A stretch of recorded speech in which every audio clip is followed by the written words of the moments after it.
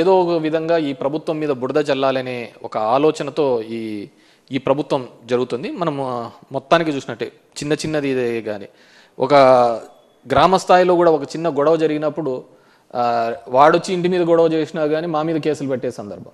So అంత micro లెవెల్లో నుంచి కూడా దీన్ని మానిటర్ చేస్తున్న సందర్భం. So we are already for ఎలాంటి కేసులు పెట్టినా ఏ దానికైనా సరే వైఎస్ఆర్ కాంగ్రెస్ పార్టీ సిద్ధంగా ఉంది. ఎటువంటిదైనా సరే చట్ట ప్రకారం మేము వాటిని ఎదుర్కోగలుగుతాము. డెఫినెట్గా ఎవరెవరైతే దీనిలో భాగస్వాములు అవుతున్నారో, దీనిలో అంత ఉత్సాహంగా చేస్తున్నారో, రాబోయే కాలంలో దాన్ని ఖచ్చితంగా అనుభవించి చెప్తారు. నెరేటివ్ని బిల్డప్ చేస్తున్నారు. అంటే మొదటి నుంచి కూడా కింద నుంచి పై వరకు ఒకటే లైన్ తీసుకుంటారు. దాన్ని ఎస్టాబ్లిష్ చేయడానికి పదే మాట్లాడుతున్న సందర్భం చూసాను తప్ప ఈ పేపర్లలో వచ్చే కథనాల ఆధారంగానే చేసుకుంటా పోతా అంటే ఇంకెవడే కానీ ఉండలేరు అనమాట. నేను ఇంతకుముందు చెప్తున్న విధంగానే జడ్జి దగ్గర ఉండాల్సిన రిపోర్టు, సిట్ కాన్ఫిడెన్షియల్గా మెయింటైన్ చేయాల్సిన రిపోర్టు ఒక వారం ముందరే ఈ 2 పేపర్లలో ఏ విధంగా వస్తున్నాయి. వీళ్ళు ఎవరైతే దోషిగా చెప్తారో అతనే పేపర్లలో వచ్చే దోషిగా చెప్తారో అదే సిట్ రిపోర్ట్లో వస్తుంది. ఇంకెక్కడుందంటారు దీంట్లో? సో ఈ సిట్కి ఏమాత్రం క్రెడిబిలిటీ లేదు. ఖచ్చితంగా పెట్టే దొంగ కేసులే. మీరు బాగా చూసినారు అంటే ఇప్పుడు ఏవైతే ఉన్నాయో ఈ లిక్కర్కి సంబంధించి, డిస్టిలరీస్కి సంబంధించి ఏ డిస్టిలరీ కూడా జగన్మోహన్ రెడ్డి వైఎస్ఆర్ కాంగ్రెస్ పార్టీ ఉన్నప్పుడు మేము ఎవరు పర్మిషన్ ఇవ్వలేదే.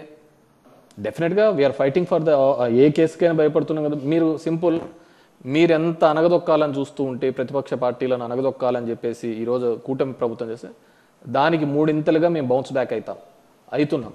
ఈరోజు జగన్మోహన్ రెడ్డి గారికి వెళ్తే వచ్చే జనాలే, ఆ క్రౌడే దానికి నిదర్శనం. దీంట్లో వాళ్ళు బాగా జడ్జి చేయగలుగుతారు ఎవరిని ఏ విధంగా చేయాలని.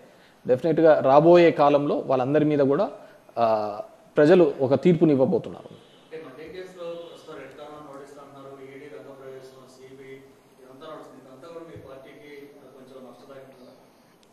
నేను ఒక చెప్తాను, మా పార్టీ ఎస్టాబ్లిష్ అయినదే ఒక డిఫరెంట్ సినారియోలో అయినది, మిగతా పార్టీస్ లాగా కాదు.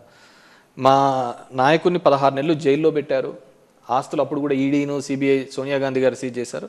మీ బౌన్స్ బ్యాక్ కదా, ఎనికి రిటర్న్ అయినాం కదా. సేమ్ ఇంతకు 3 ఇంతలుగా రిటర్న్ అవుతాము. ఖచ్చితంగా కూడా వైఎస్ఆర్ కాంగ్రెస్ రాసి పెట్టుకోండి, 2029లో పోయినసారి వచ్చిన మెజార్టీ కంటే అత్యధిక మెజార్టీతో రాబోతున్నాం.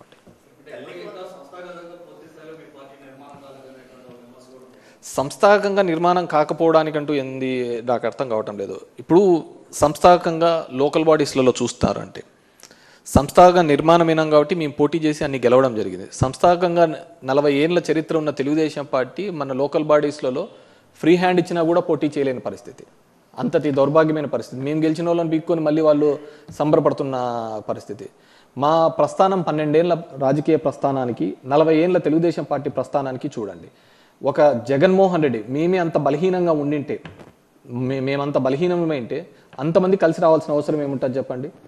అంటే మీకు ఎక్కడా ఉండదు దేశంలో Telugu Desam party, BJP party, communist party, Janasena party వీళ్ళన్నిటికీ కూడా వ్యతిరేకంగా ఉండేది ఎవరిది? కాంగ్రెస్ పార్టీకి పుట్టినది. ఈ కాంగ్రెస్ పార్టీ కూడా మాకు వ్యతిరేకంగా నీకు దేశంలో ఎక్కడా ఉండదు. ఒక ప్రాంతీయ పార్టీని నిలువరించడానికి ఇన్ని పార్టీలు, జాతీయ పార్టీలు, ప్రాంతీయ పార్టీలు ఏకం కలిసి వస్తున్నాయి. అయినా కానీ వి గాట్ ద 40%.